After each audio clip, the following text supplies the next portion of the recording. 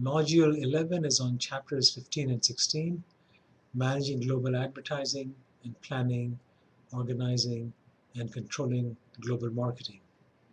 Chapter 15 is on managing global advertising, and this is what you should get from this chapter. What is the difference between global and local advertising, and what are the advantages and disadvantages of each of them? The global versus local decision should be based on the following issues: cost, branding, target market, market conditions, regulations, and cultural differences. One has to also take into account language barriers when advertising in global markets.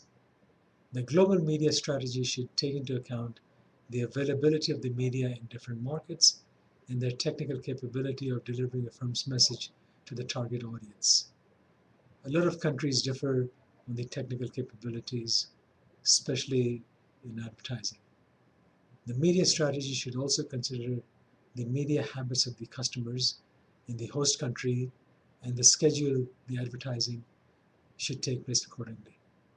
Unfortunately, the data on media habits of consumers may not be available in a number of countries, and firms may then have to take a shotgun approach, and basically they may be wasting a lot of money since their advertising is going to be seen by almost everybody as opposed to just their target audience. When organizing the advertising efforts for the global market, a firm should select from the following types of advertising agencies: domestic agencies, host country advertising agencies, or international advertising agencies. A firm has to also coordinate its international advertising by taking into account the external factors that may affect advertising and internal factors that affect such coordination. This concludes Chapter 15. Chapter 16 is on planning, organizing, and controlling global marketing, and this is what you should get about this concept. The following factors affect a global marketing organization: corporate goals, worldview by the corporation. Example, does the firm have an ethnocentric, polycentric, regiocentric, or geocentric view of the world? Internal forces. Example, importance of international sales, the diversity of international markets, human resources, flexibility, and the home country culture. External forces. Example, geographic distance, time zones, type of customers, and government regulations.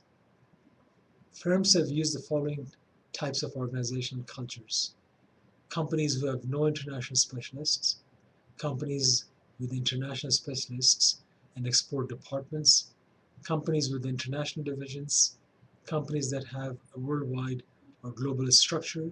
Example, the geographic structure with regional management centers or country-based organizations. Companies that have a functional organization structures, companies with product-based structures, and finally companies that have a matrix-based organizational structure.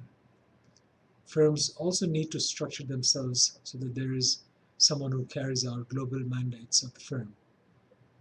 Organizing for global marketing is not enough, since there has to be a control mechanism in each organization. The elements of the control strategy should have behavioral and performance standards. Performances should be measured and evaluated. These performances should then be analyzed, and corrective actions have to be taken if they deviate from standards. Firms should also have communication systems in place so that there is perfect flow of information within the firm. Firms should also establish a corporate culture that is followed by everyone in the firm, regardless of which country the employee is located in. Global firms will typically have conflicts between the headquarters and its subsidiaries. Such conflicts are natural, and a healthy firm has to have the best ideas and evolve through these conflicts. Such conflicts need to be resolved, and the final decision needs to be embraced by everybody in the firm, regardless of which side they were originally in. This concludes Chapter 16 and Module 11.